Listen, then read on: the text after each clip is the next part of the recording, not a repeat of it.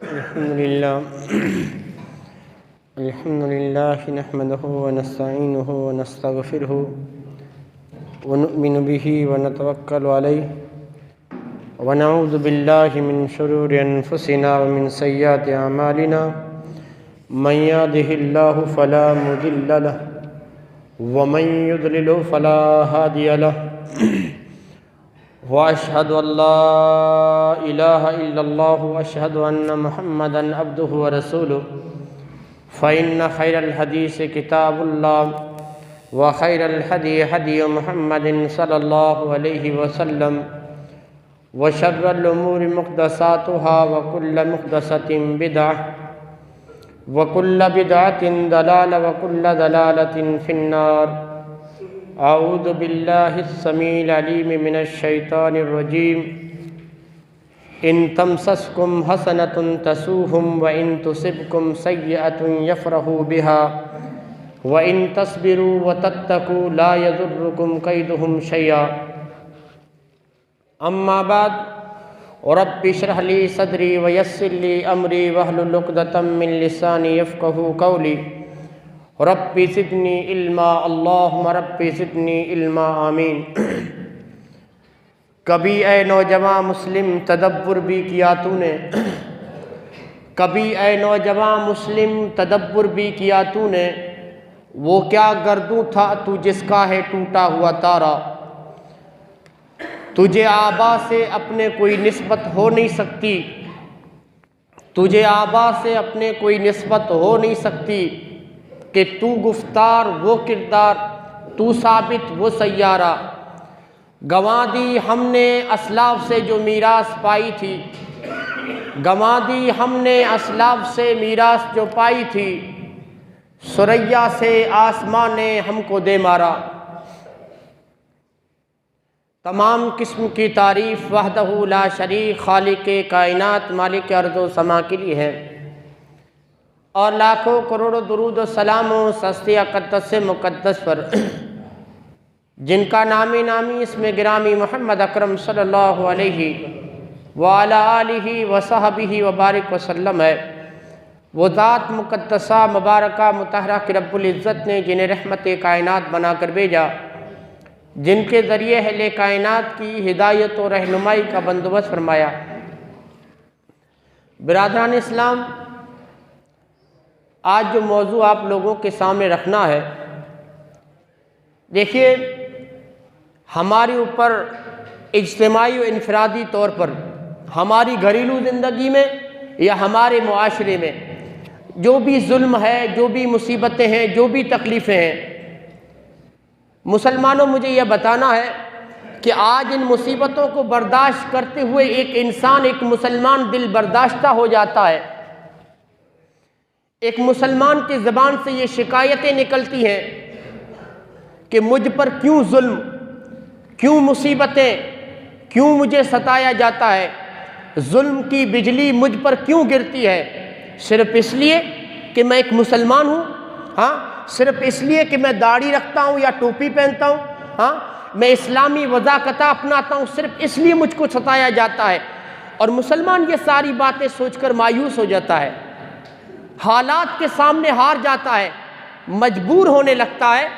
تب میں نے سوچا کہ کیوں نہ آج کے مسلمانوں کو محمد رسول اللہ صلی اللہ علیہ وسلم کی زندگی میں اسی اسلام پر قائم رہتے ہوئے اپنے ایمان کو بچانے کے لیے، کلمہ لا الہ الا اللہ کے لیے محمد رسول اللہ نے کتنی تکلیفیں جھیلی ہیں، صحابہ کرام نے اسی دین کے لیے، اسی ایمان کو بچانے کے لیے کتنی مشقتیں برداشت کی ہیں.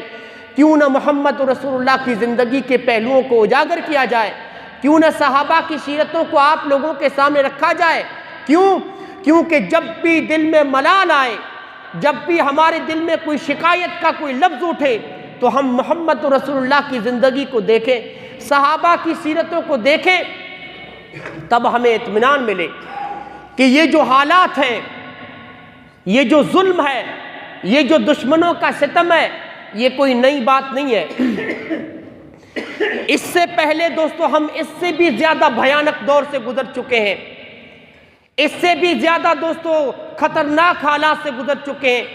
اس سے بھی زیادہ مشکل ترین حالات کا ہم سامنا کر چکے ہیں۔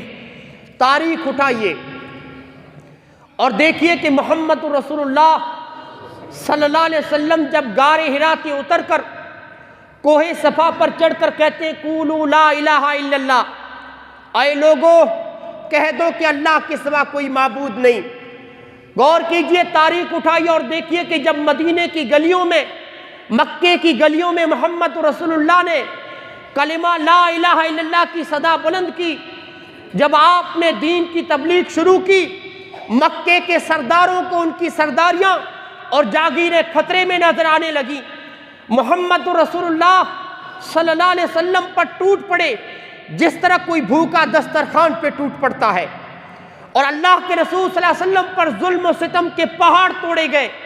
آپ کو اپنوں نے بھی مارا، دشمنوں نے بھی مارا، آپ کو خاندان والوں نے بھی مارا اور غیروں نے بھی مارا، مردوں نے بھی مارا، اور تاریخ اس بات پر گواہ ہے کہ محمد رسول اللہ کو ستانے میں عورتوں نے بھی کوئی کسر نہیں چھوڑی تھی۔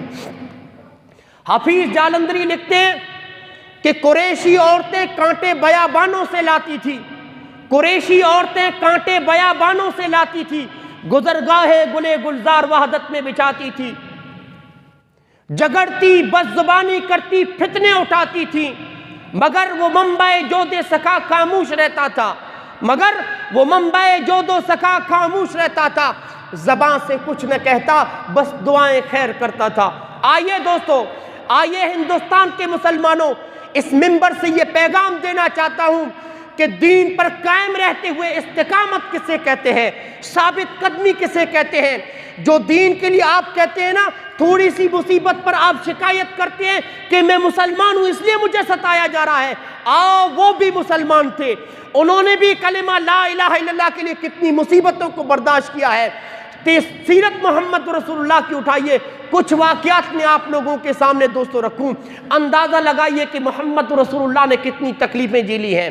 ترمذی کی روایت ہے کہ محمد رسول اللہ صلی اللہ علیہ وسلم میں محمد رسول اللہ کا سب سے بڑا دشمن مکے میں آپ کا سگا چچا ابو لہب تھا۔ سیرت نگاروں نے لکھا ہے کہ یہی وہ چچا ابو لہب ہے جنہوں نے محمد رسول اللہ کی پیدائش پر اتنے خوش ہوئے کہ لونڈی اپنی باندھی آزاد کر دی تھی، اتنے خوش ہوئے۔ جب محمد رسول اللہ نے کہا نا کوہ صفا پر چڑھ کر کہ لا الہ الا اللہ، یہ اتنا بڑا دشمن ہوا، اتنا بڑا دشمن ابو لہب کہ حج کے ایام میں جب اللہ کے رسول مدینے کے لوگوں کو، جو لوگ باہر سے حج کرنے آتے تھے، ان تک اسلام کی دعوت پہنچانے کے لیے جاتے تو ابو لہب پیچھے پیچھے آتا تھا، اور اللہ کے رسول کسی آدمی کے سامنے کھڑے ہو کر قرآنی آیتیں سنا رہے ہوتے، اسلام کی دعوت دے رہے ہوتے، تو ابو لہب ان لوگوں سے کیا کہتا؟ مت سننا، پاگل ہے یہ آدمی، دیوانہ ہو چکا ہے، نعوذ باللہ۔ اور صرف جھٹلانے پر بس نہیں کرتا تھا، پتھروں سے محمد رسول اللہ کو مارا کرتا تھا یہ آپ کا سگا چچا، پتھروں سے، جس کی وجہ سے آپ کی ایڑیوں سے خون نکل کر آپ کی جوتیوں میں جم جاتا تھا۔ یہی وہ چچا ہے کہ محمد رسول اللہ کی دو بیٹیاں رقیہ اور ام کلثوم ابو لہب کے دو بیٹوں عتبہ اور عتیبہ کی شادی میں آئی تھی، ان کے نکاح میں آئی تھی۔ کب؟ جب اللہ کے رسول نبی نہیں بنے تھے، تب جب نبوت کا تاج آپ کو نہیں دیا گیا تھا، تب جب آپ نے کہا لا الہ الا اللہ، جب آپ نے لوگوں کو مسلمان ہونے کے لیے کہا، تو یہی چچا ابو لہب اپنے گھر جاتا ہے اور اپنے بیٹوں سے کیا کہتا ہے؟ خبردار محمد رسول اللہ کی بیٹیوں کو طلاق دو، طلاق دو، اللہ کے رسول کی بیٹیوں کو طلاق دلوا دی۔ اور یہی وہ چچا ابو لہب ہے۔ روایات کے اندر آتا ہے کہ جب محمد رسول اللہ کے دو بیٹوں قاسم اور عبداللہ کا انتقال ہوا، وہ وفات پا گئے، تو یہ سگا چچا اتنا خوش ہوا کہ مکے کے سرداروں کے پاس جا کے کیا کہتا ہے کہ محمد رسول اللہ کا خاندان ختم ہو گیا، محمد رسول اللہ بے نام و نشاں ہو گئے، سگا چچا تھا۔ روایات کے اندر یہاں تک آتا ہے کہ اسی ابو لہب کی بیوی ام جمیل جس کا نام ہے، یہ اپنے شوہر سے زیادہ 2 قدم آگے تھی محمد رسول اللہ کو ستانے میں، 2 قدم آگے تھی۔ یہ کیا؟ اس کا کام تھا محمد رسول اللہ کو گالیاں دینا۔ ابو لہب کی بیوی کا کام تھا محمد رسول اللہ کو ستانا، اور کیا کرتی تھی؟ جنگل سے کانٹے لاتی تھی، کانٹے کاٹ کر اور محمد رسول اللہ جہاں سے گزرتے تھے ام جمیل آپ کے راستے پر کانٹے بچھا دیا کرتی تھی. رات میں اللہ کے رسول اپنے گھر میں سو رہے ہوتے, دروازے پر کانٹے بچھا کے جاتی تھی تاکہ وہ کانٹے محمد رسول اللہ کے قدموں میں چبھیں. یہ اس کا کام تھا. قرآن ام جمیل کے بارے میں کہتا ہے تبت یدا ابی لہب وتب ما اغنی عنہ مالہ وما کسب. قرآن اسے کہتا ہے حمالۃ الحطب. قرآن نے اس کو حمالۃ الحطب کا, لکڑی ڈھونے والی عورت. جب ام جمیل کو پتا چلا کہ قرآن میں میرے بارے میں آیت نازل ہوئی ہے, پوری سورت نازل ہوئی ہے, تو ہاتھ مٹی لے کر, ہاتھ میں کنکریاں لے کر محمد رسول اللہ کے تلاش میں نکل پڑی. اللہ کے رسول اس وقت حرم میں تھے. اس وقت اللہ کے رسول حضرت ابوبکر کے ساتھ حرم میں تھے. ام جمیل ہاتھ میں مٹی اور دھول لے کر جب ابو بکر کے سامنے کھڑی ہوئی, اللہ نے ام جمیل کی نگاہ کو پکڑ لیا, اس کی آنکھوں کے اوپر پردے ڈال دیے. وہ ابو بکر کو تو دیکھ رہی تھی, محمد رسول اللہ کو نہیں دیکھ پا رہی تھی, حالانکہ اللہ کے رسول بھی ابو بکر کے ساتھ کھڑے تھے. کہا ابو بکر تیرا ساتھی میری ہجوم کرتا ہے, تیرا ساتھی میری توہین کرتا ہے, میری تذلیل کرتا ہے, مجھے پتا چلا ہے. اللہ کی قسم اگر میں نے محمد رسول اللہ کو دیکھ لیا تو یہ مٹی, یہ کنکر میں محمد رسول اللہ کے چہرے پر دے ماروں گی. واپس چلی جاتی ہے. ابو بکر افسوس کے ساتھ پوچھتے اللہ کے رسول آپ یہیں تو کھڑے تھے؟ آپ نے فرمایا ہاں ابو بکر, اللہ نے اس کی نگاہ کو پکڑ لیا تھا, اللہ نے اس کی نگاہوں پر پردے ڈال دیے تھے. یہ ابو لہب کی بیوی تھی. ابو لہب محمد رسول اللہ کا سگا چچا تھا, آپ کا پڑوسی بھی تھا. اتنی ساری تکلیفیں یہ میاں بیوی اللہ کے رسول کو دے دیا کرتے تھے. اب آپ سوچئے اللہ کے رسول کے دوسرے پڑوسی کیا کرتے تھے جانتے ہیں؟ مکے کی یہ عورتیں, کفار عورتیں جھاڑو لگاتی تھی گھر میں, جو کچرا جمع ہوتا تھا نا اسے کسی برتن میں ڈال کے رکھ دیا کرتی تھی, اور جب اللہ کے رسول کا انتظار کرتی, جب اللہ کے رسول گزرتے نا کچرا پورا اللہ کے رسول کے اوپر ڈال دیا کرتی تھی. ہاں, اور یہ مکے کی عورتیں, مکے کے یہ کافر, اللہ کے رسول اپنے گھر میں نماز پڑھ رہے ہوتے. روایات کے اندر آتا ہے بکری کی ہوتی ہے نا بچے دانی, بکرے کی بچے دانی کو اس طرح ٹکا کر پھینکتے کہ سیدھے محمد رسول اللہ کے اوپر گرتی. اللہ کے رسول اپنے گھر میں سالن وغیرہ پکاتے, جب چولہے پہ آپ ہانڈی چڑھاتے تو یہ بکری کی بچے دانی اس طرح پھینکتے کہ اللہ کے رسول کا پورا کھانا برباد ہو جاتا. ہانڈی کے اوپر بکری کی بچے دانی گرتی. مجبور ہو کہ محمد رسول اللہ نے ایک گروندہ بنا لیا, ایک چھت کی طرح بنا لیا تاکہ نماز پڑھتے ہوئے ان کی ان بےہودہ حرکتوں سے تو بچ سکے. ہاں, عبداللہ بن مسعود کہتے ہیں, بخاری کی روایت ہے, ابن مسعود کہتے ہیں کہ عقبہ ابن ابی معیط ذلیل انسان, خبیث انسان, یہ اپنی خباثت میں سب سے آگے تھا. ایک مرتبہ ابو جہل, عتبہ, شیبہ, عقبہ ابن ابی معیط سارے سردار مکے کے بیٹھے تھے. محمد رسول اللہ بیت اللہ میں نماز پڑھ رہے تھے. سنیے مسلمانوں, تھوڑی سی تکلیفوں کو دیکھ کر مسلمان, ہندوستان کا مسلمان شکایت کرتا ہے کہ میرے خلاف تو پروپیگنڈا ہو رہا ہے, ہاں مجھے مٹانے کی سازشیں ہو رہی ہیں, مسلمانوں کو ستایا جا رہا ہے. مسلمانوں اس کلمے کے لیے مبارکباد دیتا ہوں آپ کو کہ ایمان کے لیے آپ کو ستایا جا رہا ہے. آپ کی کوئی ذاتی دشمنی نہیں ہے, آپ نے ان کا کچھ نقصان نہیں کیا ہے, صرف آپ کو اس لیے ستایا جا رہا ہے کہ آپ اللہ کا نام کیوں لیتے ہو, مسجدوں میں آ کر نماز کیوں پڑھتے ہو, صرف اس لیے ستایا جا رہا ہے. اور اسی کلمے کے لیے محمد رسول اللہ کو بھی ستایا جا رہا ہے. ابو جہل کہتا ہے کہ کس میں ہمت ہے, کس میں ہمت ہے کہ محمد رسول اللہ جب سجدہ کرے تو فلاں آدمی کا اونٹ مر گیا ہے, وہ سڑ رہا ہے, اس کی اوجڑی لا کر محمد رسول اللہ کی پیٹھ کے اوپر رکھ دے, کس میں ہمت ہے. ابن مسعود کہتے ہیں کہ یہ مکے کا خبیث انسان عقبہ ابن ابی معیط اٹھا, وہ جو اونٹ سڑ رہا تھا نا اس کی اوجڑی لا کر انتظار کرنے لگا. محمد رسول اللہ سجدے میں گئے, عقبہ نے اوجڑی محمد رسول اللہ کے کندھے پر لا کر رکھ دی. اللہ اکبر. محمد رسول اللہ اس بوجھ کی وجہ سے سر نہیں اٹھا پا رہے تھے سجدے سے, کئی دیر تک سجدے میں پڑے رہے, بوجھ کی وجہ سے سر نہیں اٹھا پا رہے تھے. ابو بکر صدیق کو پتا چلا, دوڑے دوڑے آئے, اس گندگی کو محمد رسول اللہ سے جدا کیا, اوجڑی ہٹائی, تب جا کے اللہ کے رسول نے سجدے سے سر اٹھایا اور کہا کہ مکے کے کافروں, تم ایک انسان کو صرف اس لیے قتل کرنا چاہتے ہو کہ وہ کہتا ہے میرا رب اللہ ہے, وہ اللہ پر ایمان رکھتا ہے, اس لیے تم اسے قتل کرنا چاہتے ہو. محمد رسول اللہ کو ایک مرتبہ مکے کے کافروں نے اتنا مارا کہ مکے کے چوراہے پر بے ہوش ہو کر اللہ کے رسول گر پڑتے ہیں. آپ کی ننھی سی بیٹی فاطمہ اس نے کھیلتی ہوئی کو کسی نے بتایا کہ تیرے بابا کو تو آج اتنی مار پڑی ہے، روزانہ مار پڑتی ہے اس کلمے کے لیے، دین کی تبلیغ کے لیے روزانہ مار پڑتی ہے، لیکن آج مکے کے کافروں نے اتنا مارا ہے کہ تیرا باپ بے ہوش ہو کر مکے کے چوراہے پر گر پڑا ہے۔ محمد رسول اللہ کی بیٹی سنتی ہے، فاطمہ 3-4 سال کی عمر ہے، اپنی اوڑھنی اوڑھ کر گھر سے نکلتی ہے، اپنے بابا کے زخمی جسم اطہر کو دیکھتی ہے، 3-4 برس کی عمر ہے، نگاہ آسمان کی طرف اٹھا کے حضرت فاطمہ کہتی ہے اے اللہ کیا قصور ہے میرے بابا کا، کیا قصور ہے میرے باپ کا؟ یہی قصور ہے نا کہ وہ تیرا نام لیتا ہے، تیرے دین کی تبلیغ کرتا ہے، اے اللہ تیرے دین کو پھیلاتا ہے، اے اللہ ان دشمنوں نے میرے اس باپ کو مارا ہے جس نے زندگی میں کبھی کسی کو گالی بھی نہیں دی، اے اللہ میرے بابا نے گالی تو بڑی بات ہے، میں نے اس دن بھی اپنے اس باپ کو دیکھا تھا، میں نے اس دن بھی محمد رسول اللہ، آپ کی 3-4 سال کی بچی کہہ رہی ہے، فاطمہ کہہ رہی ہے، اللہ سے شکایت کر رہی ہے، میرے بابا بیت اللہ کے اندر نماز پڑھ رہے تھے، لوگ میرے بابا کے گلے کو گھونٹ رہے تھے کپڑے سے، میرے بابا کی آنکھیں ابل کر باہر آ چکی تھی، تب بھی میرا بابا تیرے دربار سے نہ ہٹا تھا، اپنی عبادت سے باز نہ آیا تھا۔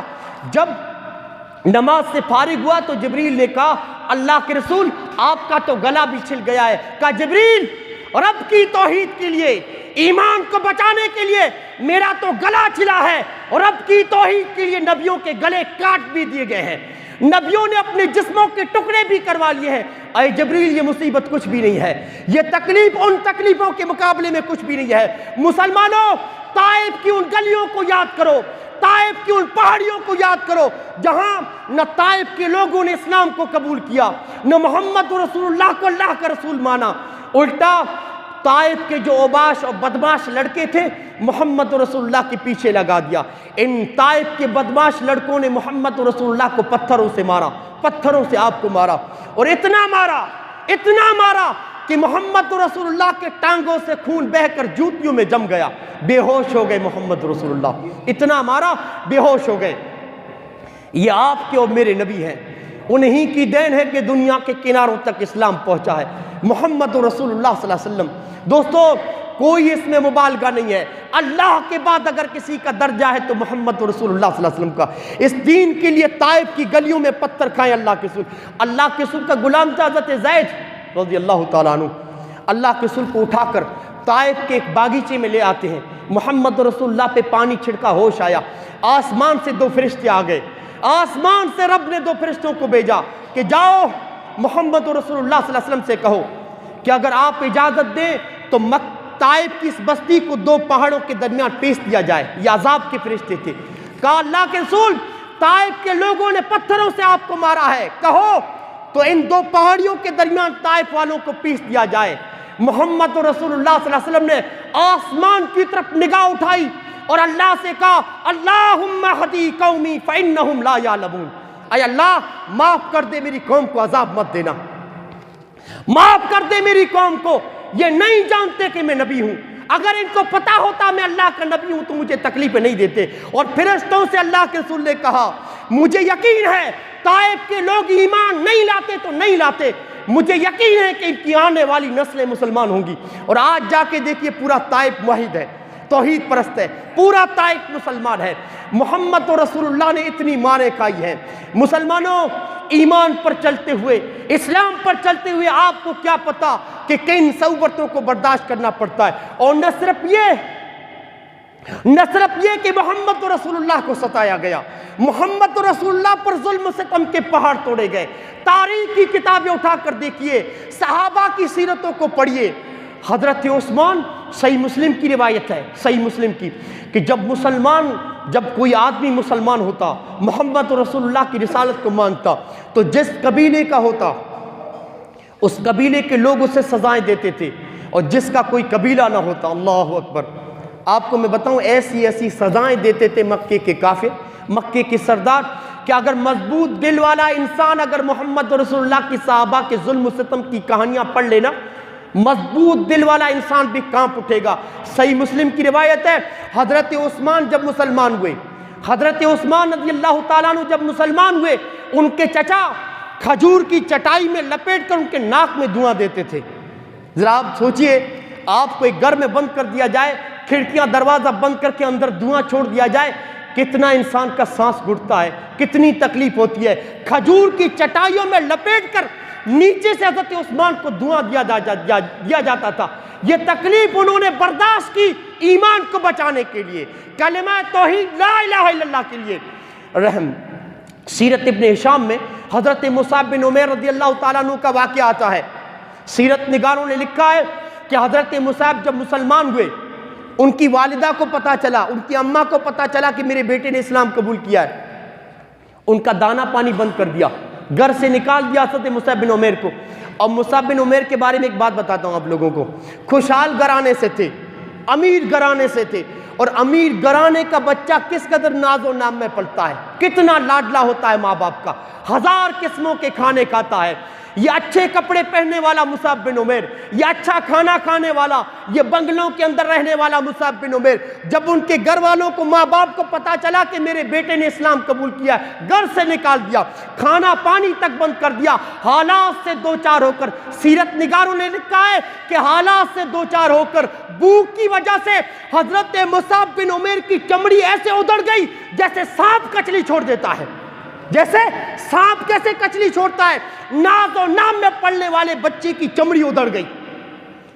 یہاں تک کہ رحمت للعالمین میں، رحمت للعالمین کے مؤلف نے لکھا ہے کہ حضرت بلال حبشی رضی اللہ تعالیٰ عنہ، اللہ ان کی قبر پہ کروڑوں رحمت نازل کرے، انہوں نے اسلام کے لیے جو مشقتیں برداشت کی ہیں، جو تکلیفیں برداشت کی ہیں، جب حضرت بلال مسلمان ہوئے، امیہ بن خلف کے غلام تھے، امیہ ان کے گردن میں رسی باندھ کر مکے کے نوجوانوں کے حوالے کر دیا کرتا تھا حضرت بلال کو، مکے کے پہاڑوں میں گھسیٹا کرتے تھے حضرت بلال کو، پورا گلا چھل گیا تھا رسی باندھنے کی وجہ سے۔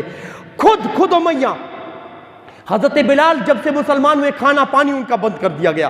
اور مسلمانوں، اس سے بڑا ظلم کیا ہو سکتا ہے کہ مکے کی دھوپ جب شباب پر ہوتی، مکے کی گرمی جب شباب پر ہوتی، یہ امیہ بن خلف مکے کی اس تپتی ہوئی تانبے کی طرح زمین تپ رہی ہوتی، پیٹھ کے بل حضرت بلال کو لٹا دیتا، پیٹھ کے بل امیہ بن خلف، اور چھاتی پر بڑے بڑے پتھر رکھ دیتا حضرت بلال پر، اور کہتا امیہ بن خلف، اے بلال، اللہ کی قسم، اللہ کی قسم، جب تک تو توحید سے باز نہ آ جائے، جب تک اللہ کے ساتھ کفر نہ کرے، جب تک محمد رسول اللہ کی رسالت کا انکار نہ کرے، اسی طرح مر جائے گا، یا تو اسلام کو چھوڑ دے۔ بلال کی زبان سے آواز نکلتی، احد احد، اللہ ایک ہے، اللہ ایک ہے۔ مسلمانوں، یہ آپ کے اسلاف تھے، یہ صحابہ تھے جنہوں نے اسلام کے لیے تکلیفیں برداشت کی ہے۔ غزوہ بدر میں امیہ بن خلف کو حضرت بلال نے دیکھ لیا، ہاں، کہ یہ وہی خبیث ہے جو مجھے ستایا کرتا تھا مکے میں، ہاں، نیزہ لے کر پیچھے بھاگنے لگا امیہ بن خلف کے۔ جب امیہ بن خلف بلال کو دیکھ کر بھاگنے لگا تو بلال نے کہا، اے اللہ کے دشمن، آج تو بچ کر کہاں جائے گا مجھ سے؟ ہاں، حضرت عباس رضی اللہ تعالیٰ عنہ کہا کرتے تھے کہ اللہ بلال پر رحم کرے، اللہ بلال پر رحم کرے، میں نے امیہ بن خلف کو بچانے کی بہت کوشش کی۔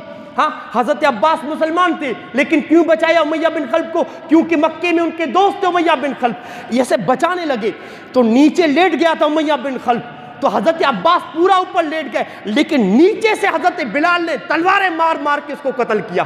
ہاں، حضرت عباس کہا کرتے تھے کہ اللہ بلال پر رحم کرے، امیہ کو بچانے کی بہت کوشش کی لیکن بلال نے نہیں چھوڑا، قتل کر کے دب لیا۔ ہاں، یہاں تک کہ سیرت ابن ہشام میں آتا ہے، مسلمانوں، آپ کے اسلاف نے کیسی تکلیفیں برداشت کی اسلام کے لیے۔ حضرت عمار ابن یاسر باپ بیٹے تھے، حضرت عمار کی والدہ حضرت سمیہ رضی اللہ تعالیٰ عنہا، یہ تینوں باپ بیٹے اور ماں جب مسلمان ہوتے ہیں، سیرت ابن ہشام میں ان کے بارے میں لکھا جاتا ہے کہ مکے کے سردار جس میں ابو جہل پیش تھا، جب مکے کی گرمی بڑھنے لگتی، مکے کی زمین تانبے کی طرح تپتی، تو ماں بیٹے اور شوہر کو لٹا دیا جاتا، زمین پر سزائیں دی جاتی۔ ایک مرتبہ محمد رسول اللہ صلی اللہ علیہ وسلم نے دیکھا کہ ماں بیٹے اور شوہر کو ان کو سزا دی جا رہی ہے، تو اللہ کے رسول نے کہا تھا، او یاسر کے گھرانے والوں صبر کرنا۔ اللہ کے رسول نے یہ جملہ کہا تھا، یہ جملہ آپ نے کسی اور کے لیے نہیں کہا، صرف یاسر کے گھرانے والوں نے کہا۔ آپ نے فرمایا، او عمار، او یاسر اور سمیہ، صبر کرنا، دین سے مت ہٹنا، ایمان کو مت گوانا، صبر کرنا، باقی سارے لوگ ایک ایک کر کے جنت میں جائیں گے، تمہارا پورا خاندان ایک ساتھ جنت میں جائے گا۔ یہ بات اللہ کے رسول نے حضرت سمیہ کے لیے کہی تھی۔ حضرت یاسر بوڑھے انسان تھے، تکلیفوں کی تاب نہ لا کر شہید ہو گئے۔ حضرت عمار کو مسلسل تکلیفیں دی جا رہی تھی گرمی میں لٹا کر۔ حضرت سمیہ ہائے اسلام کی پہلی شہیدہ ہے۔ مسلمانوں میں کلمہ توحید کے لیے اگر سب سے پہلے کسی نے جان دی ہے تو تاریخ کی کتاب اٹھا کے دیکھیے حضرت سمیہ ہے۔ اللہ ان کی قبر پہ کروڑوں رحمت نازل فرمائے۔ آپ جانتے ہیں سمیہ کو، حضرت سمیہ کو جب گرمی میں لٹا کر اس پتھریلی زمین پر لٹا کر سزائیں دی جاتی اور کہا جاتا پلٹ آؤ، اسلام کو چھوڑ دو، سمیہ نگاہ آسمان کی طرف اٹھا کے کہتی تھی اے اللہ، مکے کی یہ گرمی، اس تپتی ہوئی زمین کی یہ سزائیں اگر آخرت کی سزائیں سے مجھے بچا لیتی ہے تو اللہ مجھے منظور ہے یہ دنیا کی سزائیں۔ یہ سودا کوئی مہنگا نہیں ہے۔ آپ جانتے ہیں حضرت سمیہ کی ایک ٹانگ ایک اونٹ کے ساتھ باندھی گئی، دوسری ٹانگ دوسرے اونٹ کے ساتھ باندھی گئی، ایک اونٹ کا رخ مشرق کی طرف، دوسرے اونٹ کا رخ مغرب کی طرف، اور حضرت سمیہ کے پاس ابو جہل آتا ہے اور کیا کہتا ہے جانتے ہیں؟ اے سمیہ، جانتی ہو تیرا کیا انجام ہونے والا ہے؟ پلٹ کے سمیہ نے جواب دیا او اللہ کے دشمن، او اللہ کے دشمن، میرے انجام کے بارے میں کیا پوچھتا ہے؟ ارے انجام، اپنے انجام کے بارے میں سوچ، میری زندگی تو تھوڑی سی ہے، کٹ جائے گی، وہ زندگی کٹ جائے گی، قیامت کے دن تیرا کیا انجام ہوگا؟ جو اللہ کے نیک بندوں کو تو ستاتا ہے وہ زندگی کبھی کٹنے والی نہیں۔ ابو جہل نے کہا سمیہ بھی سودا مہنگا نہیں ہے، اسلام کو چھوڑ دو، ایمان سے پلٹ آؤ، تمہاری جان بخش دیں گے۔ کہو نادان، میں اللہ کی جنت کو دیکھ رہی ہوں۔ ابھی کل ہی کی تو بات ہے، محمد رسول اللہ نے کہا تھا تم ایک ساتھ جنت میں جاؤ گے، میں اللہ کی جنت کو دیکھ رہی ہوں، اگر تو جنت کو دیکھتا نہ جانے تیرا کیا حشر ہوتا۔ کہا میں، تم پلٹنے کی بات کرتے ہو، میرے جسم کا آخری خون کا قطرہ بھی تو نکال لینا تب بھی اسلام کی دولت میرے دل سے نہیں نکل سکتی۔ نیزہ مارا، اللہ کے دشمن نے شرمگاہ میں نیزہ مارا، حضرت سمیہ کی شرمگاہ میں نیزہ مارا، ایک نہیں تین نیزے مارے، چیخیں نکلی، حضرت سمیہ کی چیخیں نکلی۔ کہا اللہ، یہ آخری وقت ہے، یہ آخری وقت ہے، اپنے دین پر ثابت قدم رکھنا۔ اے اللہ، میری زبان پر کوئی حرف شکایت نہ آنے پائے، اے اللہ سمیہ کی حفاظت کرنا۔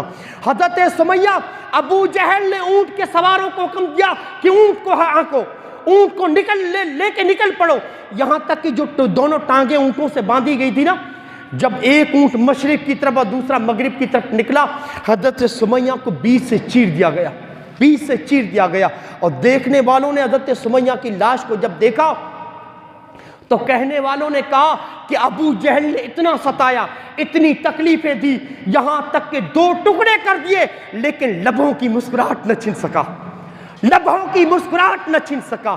یہ ہوتے ہیں دوستو اللہ والے۔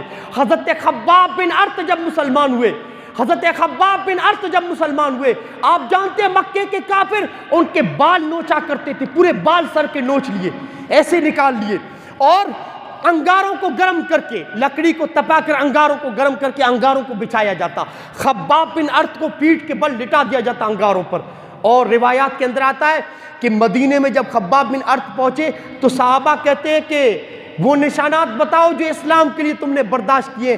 اپنے پیٹھ سے جب کپڑا ہٹاتے، انگاروں کی وجہ سے پیٹھ میں اتنے گڑے پڑ گئے تھے، اتنے کھانچے ہو گئے تھے پیٹھ میں۔ حضرت خباب بن ارت کہتے ہیں یہ اسلام کے لیے میں نے سزائیں برداشت کی ہیں۔ قبیلہ بنو عدی کی ایک لونڈی جب مسلمان ہوئی، حضرت عمر رضی اللہ تعالیٰ، عمر فاروق مسلمان نہیں ہوئے تھے، قبیلہ بنو عدی کی لونڈی مسلمان ہوتی ہے، کیونکہ حضرت عمر بنو عدی سے تعلق رکھتے تھے۔ لونڈی کو پکڑ کے لائے حضرت عمر، پورا دن مارتے تھے، مارتے مارتے حضرت عمر تھک جاتے نا تو لونڈی کو چھوڑ کر بیٹھ جاتے اور لونڈی سے کہتے کہ معاف نہیں کیا میں نے تجھے، اور رحم نہیں آیا ہے تجھ پہ، میں تھک گیا ہوں، سستا لوں گا تو پھر تم کو ماروں گا۔ حضرت خبیب سولی پر کھڑے ہیں، تختے پر کھڑے ہیں، سولی دی جانے والی ہے، ان کو سولی پہ لٹکنا ہے۔ کافروں نے کہا او خبیب، ہم تجھ سے یہ نہیں کہتے کہ تم اسلام سے پھر جاؤ، ہاں ایمان سے ہٹ جاؤ، یہ نہیں کہتے، صرف اتنا کہہ دو کہ کاش آج میری جگہ محمد رسول اللہ کو سولی دی جائے، آج میری جگہ محمد رسول اللہ کو کھڑا کر دیا جائے، میری جان بخش دی جائے، صرف اتنا کہہ دو ہم چھوڑ دیں گے۔ کہ اللہ کے دشمنوں، نادانوں، کیا سمجھا ہے تم لوگوں نے، کیا سمجھا ہے مجھے؟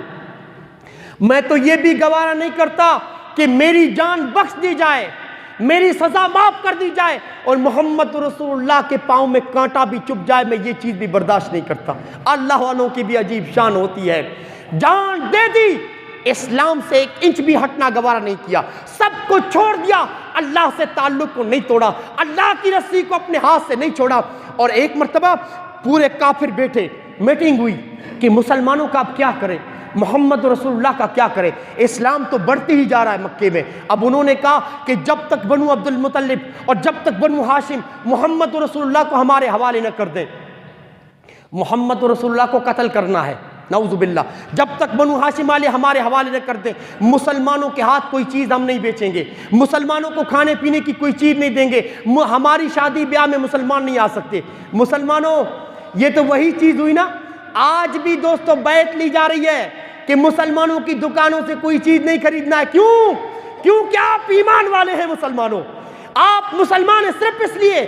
آج بھی یہ ہو رہا ہے دوستو، آپ ہی کے ملک میں ہو رہا ہے، اور اس وقت بھی ہوا تھا صحابہ کے لیے۔ کتنے خوش قسمت ہیں، ایمان کے لیے مسلمانوں، ایمان کے لیے سارے نقصانات آپ کو پہنچانے کی کوشش ہو رہی ہے۔ کاغذ میں لکھا گیا ایک عہد نامہ کہ مسلمانوں سے کوئی بات چیت نہیں کرے گا، یہ کاغذ جا کے کعبے کے دروازے پہ لٹکا دیا گیا۔ 3 سال تک، نبوت کے 7ویں سال لکھا گیا، نبوت کے 10ویں سال توڑا گیا، 3 سال تک عمل نہ، اور یہ سارے مسلمان، قبیلہ بنو ہاشم اور قبیلہ بنو عبد المطلب، اس میں چاہے مسلمان ہو یا کافر ہو، سارے ابو طالب کی گھاٹی تھی، اس میں سمٹ کر رہ گئے، وہاں پر رہنے کے لیے چلے گئے۔ آپ جانتے ہیں 3 سال مسلمان کیسے بھوکے تھے، ہاں مسلمانوں نے کتنی تکلیفیں برداشت کی ان 3 سالوں میں۔ مسلمانوں، صحابہ کہتے ہیں کہ جب مسلمان اور چھوٹے چھوٹے بچے جب ان کو بھوک لگتی تھی، بھوک کی وجہ سے ایسا روتے تھے، اتنا بلکتے تھے کہ بچوں کی بلکنے کی آواز گھاٹی سے باہر مکے کے کافروں کے کانوں تک پہنچتی تھی، لیکن کسی کو رحم نہیں آتا تھا۔ صحابہ کہتے ہیں کہ بھوک کی وجہ سے ہم نے درختوں کے اتنے پتے کھائے تھے، اتنے پتے چبائے تھے کہ باقاعدہ ہم قضائے حاجت کے لیے جاتے تھے، ہمارا پاخانہ بھی بکریوں کے میگنیوں جیسا ہوا کرتا تھا، اتنے ہم نے بھوک کی وجہ سے پتے چبائے تھے۔ آئیے کچھ اشعار ہیں دوستو، حفیظ جالندری نے وہ نقشہ کھینچا ہے ابو طالب کی گھاٹی میں جو مسلمانوں کی حالت ہوئی تھی، 3 سال کا نقشہ کھینچا ہے۔ حفیظ جالندری لکھتے ہیں کہ نبی کے حکم کی تعمیل کرنا اور چپ رہنا، غضب کو ضبط کرنا، قہر اپنی جان پر سہنا، وہ بھوکی بچیوں کا فلفور من جانا، وہ بھوکی بچیوں کا فلفور من جانا، خدا کا نام سن کر صبر کی تصویر بن جانا، تڑپنا بھوک سے کچھ روز آخر جان کو دینا، وہ ماؤں کا فلک کو دیکھنا، چپ چاپ رو دینا۔ گزارے 3 سال اسی رنگ سے ایمان والوں نے، دکھا دی شان استقلال اپنی شان والوں نے۔ کیسی تکلیفیں برداشت کی ہیں مسلمانوں نے اس ایمان کو بچانے کے لیے، اسی دین پر ثابت قدم استقامت دکھاتے ہوئے کیسی تکلیفیں برداشت کی ہے۔ مسلمانوں، جب ظلم حد سے بڑھنے لگا تو محمد رسول اللہ نے اپنے صحابہ کو کہا، مسلمانوں تمہاری تکلیفیں مجھ سے دیکھی نہیں جا رہی ہیں، اب ہجرت کر کے جاؤ، چاہے مدینے چلے جاؤ چاہے حبشہ، لیکن مکے سے نکل جاؤ، نہیں تو یہ کافر تمہیں جینے نہیں دیں گے، یہ کافر تمہیں جینے نہیں دیں گے۔ مسلمانوں، صحابہ سے کیوں دشمنی تھی مکہ کے کافروں کی؟ ان کا کوئی ذاتی جھگڑا نہیں تھا، کوئی زمین کا دوستو جھگڑا نہیں تھا، مسلمانوں نے کافروں کو کوئی نقصان نہیں پہنچایا تھا۔ آئیے ہم قرآن سے پوچھتے ہیں کہ مکے کے کافر مسلمانوں کو کیوں نکال رہے تھے مکے سے، کیوں ستا رہے تھے؟ قرآن چیخ کے کہتا ہے وَمَا نَقَمُوا مِنْهُمْ إِلَّا أَن يُؤْمِنُوا بِاللَّهِ الْعَزِيزِ الْحَمِيدِ۔ ہاں، قرآن کہتا ہے کہ تمہارا ذاتی کوئی جھگڑا نہیں ہے، ذاتی کوئی لڑائی نہیں ہے، تمہیں ایمان کی وجہ سے ستایا جا رہا ہے، تمہیں اس لیے پریشان کیا جا رہا ہے کہ تم مسلمان ہو۔ محمد رسول اللہ صحابہ کو حکم دیے نکل جاؤ۔ اللہ کے رسول نے اپنے یار غار ابو بکر سے کہا ابو بکر اب ہمیں نکلنا ہے۔ محمد رسول اللہ جس رات کو نکل رہے تھے نا، آپ مکے سے نکل رہے تھے، اس وقت ابو جہل نے کہا تھا کہ ایسا کرتے ہیں ہر قبیلے کا ایک آدمی محمد رسول اللہ پہ حملہ کر دے، آج رات ختم کر دیتے ہیں محمد رسول اللہ کو۔ اور بنو ہاشم کے لوگ سارے قبیلوں سے لڑنے کی ہمت نہیں رکھیں گے، سارے قبیلوں نے محمد رسول اللہ کو گھیر لیا۔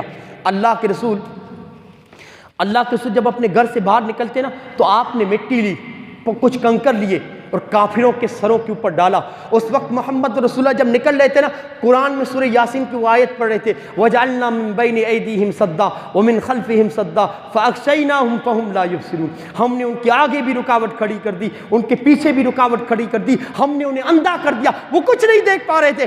محمد رسول اللہ کافروں کے گھیرے کے بیچ سے نکل گئے۔ ہاں، جب اللہ کے رسول نکلے نا، سارے صحابہ نکلے، تب صبح جب ابو جہل کے ساتھی اٹھے اور جب محمد رسول اللہ کے بستر پہ خالی پایا حضرت علی کو دیکھا، بوکھلا گئے مکے کے سردار، مکے کے کافر تعجب میں پڑ گئے کہ گئے کہاں محمد رسول اللہ۔ جا کر ابو بکر کا دروازہ کھٹکھٹاتا ہے، ابو بکر کا دروازہ کھولا تو حضرت اسماء نکلی جو حضرت ابو بکر کی بچی تھی، ان کی بیٹی نکلی۔ کہا تیرا باپ کہاں ہے؟ کہ اللہ کی قسم میرے باپ کے بارے میں نہیں جانتی۔ اللہ کے دشمن اس خبیث نے حضرت اسماء کو ایسا تماچا مارا کہ کان کی بالیاں ٹوٹ کے زمین پر گر پڑی۔ ہاں، اتنی مسلمانوں تکلیفیں برداشت کی ہیں۔ جب سارے صحابہ مدینے پہنچ گئے، مسلمانوں آپ کو یہاں پر ایک واقعہ بتاتا ہوں کہ اسلام اگر کسی بھی چیز کی قربانی مانگے نا تو دینی پڑتی ہے مسلمانوں۔ یہی ایک سچے مسلمانوں، سچے مومن کی علامت ہے۔ جو بھی قربانی اسلام آپ سے مانگتا ہے وہ آپ دیجئے۔ یہاں پر میں ایک صہیب رومی کا ایک واقعہ بتاتا ہوں آپ لوگوں کو۔ جب سارے صحابہ نکلے نا تو صہیب رومی نے بھی دوستو اپنا بستر باندھا اور ہجرت کے لیے روانہ ہوئے۔ ہجرت کے لیے صہیب رومی جب اٹھے، صہیب رومی روم سے آئے تھے، مکے میں تجارت کی، کافی مالدار ہو گئے، اللہ نے بہت دولت سے نوازا۔ جب اللہ کے رسول آئے تو اللہ نے اسلام کی دولت بھی عطا کی صہیب رومی کو۔ اللہ کی بھی عجیب شان ہے نا، کتنی عجیب شان ہے۔ ہدایت دیتا ہے تو روم کے صہیب کو ہدایت دیتا ہے، ہدایت دیتا ہے تو حبشہ کے بلال کو ہدایت دیتا ہے، ہدایت دینے پر آتا ہے تو فارس کے سلمان کو بھی ہدایت دیتا ہے، نہیں ہدایت دیتا تو سگے چچا ابو لہب کو بھی ہدایت دیتا ہے۔ عجیب شان ہے، اسی کی دوستو حکمتیں ہیں جو اسی کو معلوم ہے۔ صہیب رومی اونٹ پر سارا سامان لاد کر مکے سے جب نکلنے لگے، مکے کے کافروں نے ان کے اونٹ کو گھیر لیا۔ کہا صہیب سنو، یہ دولت تم نے مکے میں کمائی ہے، یہ مکے کی کمائی ہوئی دولت ہے۔ اگر تم اسلام کے لیے مکہ چھوڑ رہے ہو، اگر تم ایمان کو بچانے کے لیے مکہ چھوڑے ہو تو دولت یہیں پر چھوڑنی پڑے گی، سارا پیسہ، ساری تجارت کا مال یہیں پر چھوڑنا پڑے گا۔ اگر تمہیں دولت چاہیے تو محمد رسول اللہ کا ساتھ چھوڑ دو، اسلام سے ہٹ جاؤ۔ جانتے ہیں صہیب رومی کی یہ الفاظ قیامت تک آنے والی نسلوں کے لیے سبق ہے مسلمانوں۔ صہیب رومی نے کہا تھا، او نادانو، مجھے اسلام مل گیا ہے، مجھے حق مل گیا ہے، اس دین کے لیے، اس ایمان کے لیے دولت کیا چیز ہے؟ اپنے جسم کا آخری قطرہ بھی بہا سکتا ہوں۔ ہاں، صہیب رومی ساری دولت کو چھوڑ کر مکہ میں، مدینے میں جا رہے ہیں۔ ہاں، انہیں اس بات کا کوئی غم نہیں کہ میری دولت لٹ گئی، مگن ہیں، خوش ہیں اس بات پر کہ محمد رسول اللہ کا ساتھ نہیں چھوٹا۔ ہاں، آپ مکے میں سارے صحابہ پہنچے، آپ کیا سمجھتے ہیں مدینے میں صحابہ کو سکون کی سانس لینے کا موقع مل گیا؟ نہیں دوستو، ہاں تھوڑی بہت سکون ملا، کیونکہ انصار نے بہت ساتھ دیا صحابہ کا، اپنے گھروں میں حصہ دیا، اپنے مال میں حصہ دیا، یہاں تک کہ جن کی 2 بیویاں تھیں، ایک بیوی مہاجر کو دے دی۔ یہ دیکھیے بہت سارا سکون تھا، لیکن تھوڑا سا سکون تو ملا، لیکن دوستو مکمل سکون صحابہ کو نہیں ملا۔ کیوں؟ کیونکہ مدینے میں 3 دشمن اور مل گئے۔ کون سے؟ یہودی، عیسائی، اور ابھی مکے والوں کے کافروں کی ریشہ دوانیاں کم نہیں ہوئی تھی، وہاں سے آ کر جنگ کرتے تھے۔ غزوہ بدر دیکھیے، غزوہ احد دیکھیے، مکہ میں بھی ان کو چین نہیں تھا، مسلمانوں کو ستانے کا کوئی موقع، کوئی چانس وہ نہیں گنواتے تھے۔ اور مکے میں، مدینے میں کچھ دوست نما دشمن بھی مل گئے۔ کون؟ منافق، جو ادھر مسلمانوں کے پاس آتے تو کہتے ہیں ہم مسلمان ہیں، اور کافروں سے ملتے تو کہتے ہیں کہ ہم تمہارے ساتھ ہیں۔ قرآن کہتا ہے ان تمسسکم حسنۃ تسؤہم وان تصبکم سیئۃ یفرحوا بها وان تصبروا وتتقوا لا یضرکم کیدہم شیئا۔ قرآن ان منافقوں کے بارے میں کہتا ہے کہ مسلمانوں، جب تمہیں تکلیف ہوتی ہے تو منافق خوش ہوتے ہیں، جب تمہیں خوشی پہنچتی ہے تو منافقوں کو تکلیف ہوتی ہے۔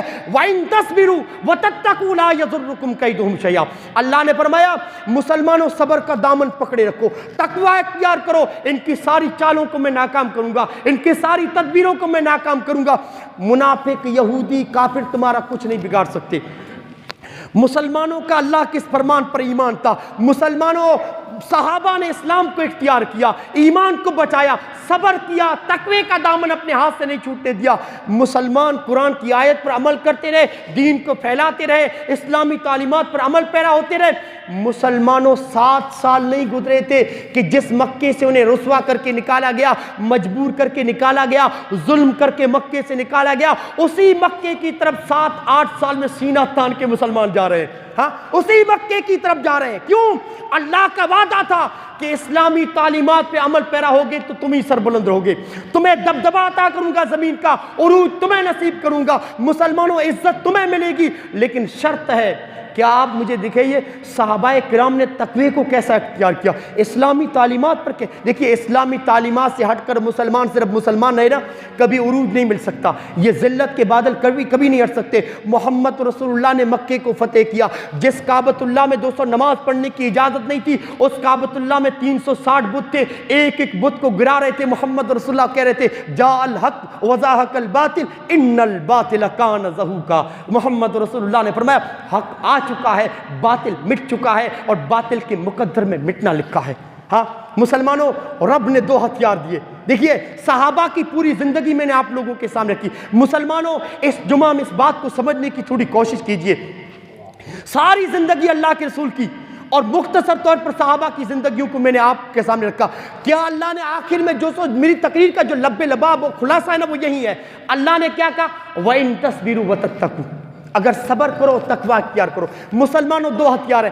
صبر اس کو کہتے ہیں کہ ہمارے اوپر جو بھی مصیبت ہو, ڈر ہو, لالچ ہو, انسان استقامت کے ساتھ ڈٹا رہے دین پر, بالکل ٹس سے مسنو. صابر کی مزاج میں دگلا پن نہیں ہوتا کہ مصیبت آئے تو اللہ کو یاد کرے, مصیبت ہٹ جائے تو اللہ کو نہیں, وہ ثابت قدم رہتا ہے. اور تقوی دل کی اس گہرے احساس کا نام ہے جس میں اللہ کا ڈر, اللہ کا خوف, اللہ کی خشیت اس قدر ہو کہ انسان ہر نافرمانی کا کام کرنے سے پہلے 1000 بار سوچے کہ کہیں اس کام کی وجہ سے اللہ مجھ سے ناراض تو نہیں ہو جائے گا. مسلمانوں ایک جگہ تو اللہ نے فرمایا نماز و صبر کے ذریعے اللہ سے مدد طلب کرو. مسلمانوں یہی 2 ہتھیار ہیں, صبر اور تقوی, اللہ کا ڈر, یہ دینی تعلیمات پہ عمل پیرا ہونا. اسی کی وجہ سے مسلمانوں آپ کو عزت مل سکتی ہے. ظلم کے جو بادل ہیں نا اسی کی وجہ سے چھٹ سکتے ہیں, ورنہ یہ ظلم کے بادل دوستوں کبھی چھٹنے والے نہیں, کبھی چھٹنے والے نہیں. ان 2 چیزوں پہ عمل پیرا ہو جاؤ. ہندوستان ہمارا ملک ہے دوستوں, ہمارا وطن ہے, ہمارا دیش ہے, ہم اسی میں پیدا ہوئے. مریں گے تو اس وطن سے 2 گز زمین بھی ہمیں لینی ہے اپنی قبر کے لیے, اور کسی اور ملک کی طرف دیکھنے کی کوئی ضرورت نہیں ہے. ہم اسی ملک میں ہیں, اسی کو بنائیں گے, سنواریں گے. اسی ملک کی ترقی بھی دوستو ہماری خوشی ہے, لیکن اپنی ایمان کی حفاظت کرتے ہوئے, اپنی دین کی حفاظت کرتے ہوئے. اور جس قدر اس میں غیروں کا ہاتھ تھا انگریزوں سے آزاد کرانے میں, مسلمانوں نے بھی ان کے کندھے سے کندھا ملایا ہے, مسلمانوں نے بھی ان کے قدم سے قدم ملایا. اور ایک بات یہاں سے کہہ دیتا ہوں, اور کوئی دو گلو نہیں اس بات میں, کہ اگر مسلمان ہندوستان کی آزادی میں حصہ نہ لیتے تو ہندوستان میں آزادی کا خواب کبھی شرمندہ تعبیر نہیں ہو سکتا تھا. اور آج جنہوں نے آزادی حاصل کرنے کا صحرا جو اپنے سروں پہ سجا کے رکھا ہے نا, اللہ کی قسم انہوں نے اتنا پسینہ بھی نہیں بایا جتنا مسلمانوں نے خون بایا ہے. ہاں, انگریزوں سے لڑتے ہوئے جتنا مسلمانوں نے خون بایا. مسلمانوں یہ آپ کا ملک ہے, یہ آپ کا وطن ہے, اپنے ایمان کی حفاظت کرتے ہوئے جینا ہے. ہمیں اپنے ملک کو بنانا سنوارنا ہے اپنے دین کی حفاظت کرتے ہوئے. لیکن کیا وجہ ہے, ذلیل ہیں ہم مسلمان, ہم پر ظلم ہو رہا ہے, ہمارے دوستوں حقوق چھینے جا رہے ہیں, ہمیں مٹانے کے منصوبے بن رہے ہیں. مسلمانوں جب میں نے تاریخ کو پڑھا,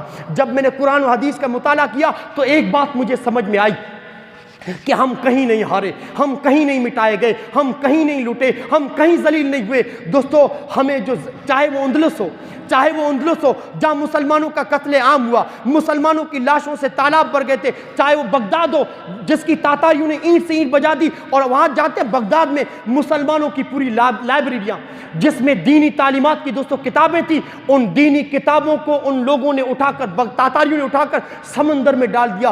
اتنا علم کا خزانہ ان لوگوں نے, تاتاریوں نے برباد کیا.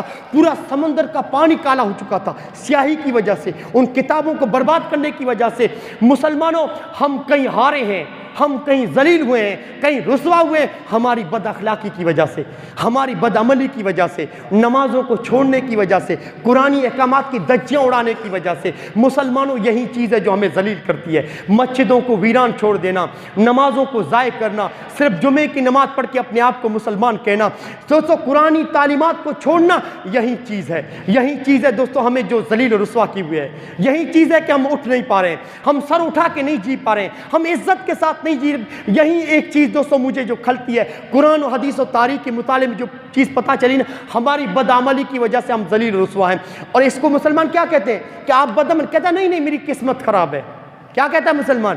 میں ذلیل کیوں؟ میری قسمت کیوں مجھ کو شکایت کسی غیر سے جھوٹی، شاعر کہتا ہے کیوں مجھ کو شکایت کسی غیر سے چھوٹی، خود میری ہی تقصیر سے قسمت میری پھوٹی، اللہ کی رسی نہ تو ٹوٹے گی نہ ٹوٹی، اللہ کی رسی نہ تو ٹوٹے گی نہ ٹوٹی، افسوس یہی ہے کہ میرے ہاتھ سے چھوٹی، افسوس یہی ہے کہ میرے ہاتھ سے چھوٹی۔ مسلمانوں آپ پر ظلم ہو رہا ہے، ہم دیکھ رہے ہیں کہ ہندوستان میں ظلم ہو رہا ہے، لیکن یہ ظلم اس ظلم کے بدلے میں ہے جو آپ اسلام پر، اسلامی تعلیمات پر کر رہے ہیں۔ مختصر سی بات ہے، 3 منٹ میں اپنی بات کو ختم کروں۔ بات یہ ایک بات سمجھانا چاہتا ہوں مسلمانوں، کیوں ہم اسلام پر کیسے ظلم کر رہے ہیں، اسلامی تعلیمات پر کیسے ظلم۔ میں اسلامی تعلیمات میں یہاں آپ کو یہ نہیں کہوں گا کہ آپ تہجد گزار بن جاؤ، کچھ نہیں کہوں گا، یہاں پر ایک بات کہنا چاہتا ہوں۔ میں آپ سے نہیں کہتا پورے اسلام پر عمل کرو، مسلمانوں نماز تو پڑھ سکتے ہیں نا، ہاں نماز تو ہمیں پڑھنی ہے، نماز کے بغیر کبھی عزت نہیں ملے گی، نماز کے بغیر آپ کو کبھی عروج نہیں ملے گا۔ مسلمانوں تہجد آپ نہ پڑھو، دوسرے تعلیمات پہ عمل پیرا نہ ہو، اللہ کی قسم صرف نمازی بن جاؤ، نماز کی عادت آ جائے گی نا تو اپنے آپ تہجد پڑھیں گے، اپنے آپ گناہوں کے کاموں سے بچیں گے، اور اپنے آپ دین کے ہر کام میں بڑھ چڑھ کے حصہ لیں گے۔ اسلامی تعلیمات مسلمان ہونے کے بعد سب سے پہلی چیز ہمارے اوپر فرض ہوتی ہے نماز۔ یہ نماز ہے جو ایک مسلمان و کافر میں فرق کرتی ہے، یہ نماز ہے قیامت کے دن سب سے پہلے اللہ آپ سے پوچھے گا کہ نماز پڑھی کہ نہیں۔ یہ نماز ہے جس کی اہمیت یہ ہے کہ اللہ نے اس دنیا میں اس نماز کو نہیں اتارا بلکہ آسمان پر بلایا، جبریل کو بھیجا، براق دی، مکے سے بیت المقدس لے گئے، وہاں نبیوں کی امامت کی، 7 آسمانوں کی سیر کی، جنت و جہنم کو دیکھا، سدرۃ المنتہا کے آگے گئے۔ جب اللہ کے رسول واپس ہو رہے تھے، اللہ نے کہا او نبی میرے بندوں کے لیے ہدیہ لے جاؤ، یہ تحفہ لے جاؤ، نماز کی شکل میں یہ ہدیہ ملا، نماز کی شکل میں تحفہ ملا۔ مسلمانوں آج اس تحفے عظیم سے جو نماز کی شکل میں ہے، کس قدر ہم نماز سے غافل ہیں۔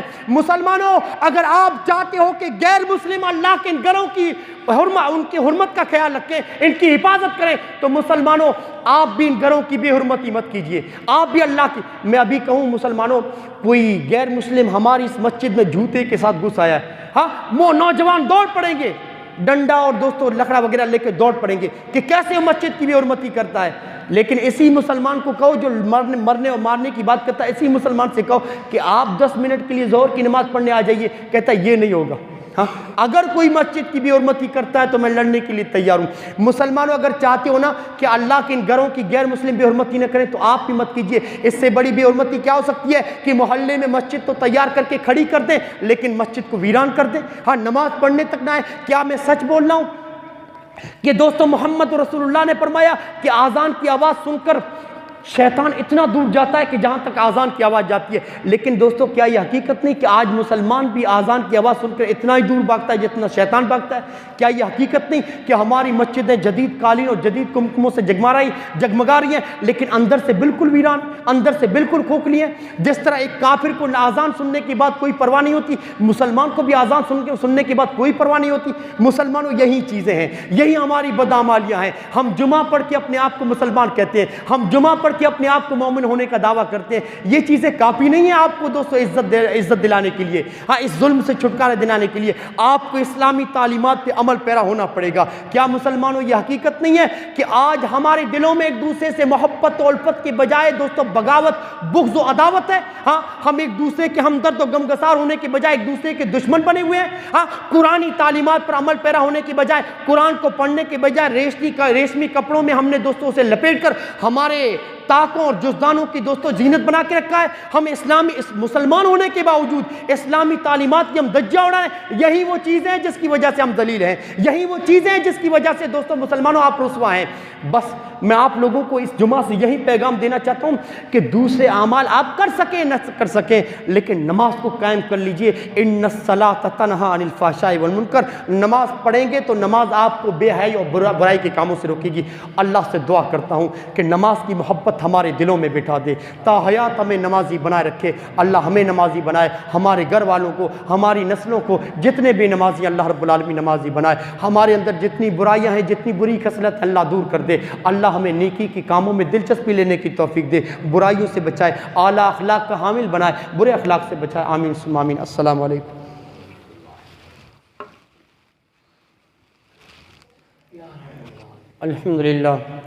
الحمدللہ نحمدہ ونستعینہ ونستغفرہ ونؤمن بہ ونتوکل علیہ ونعوذ باللہ من شرور انفسنا من سیئات اعمالنا من يهده الله فلا مضل له ومن يضلل فلا هادي له واشهد ان لا اله الا الله واشهد ان محمدا عبده ورسوله.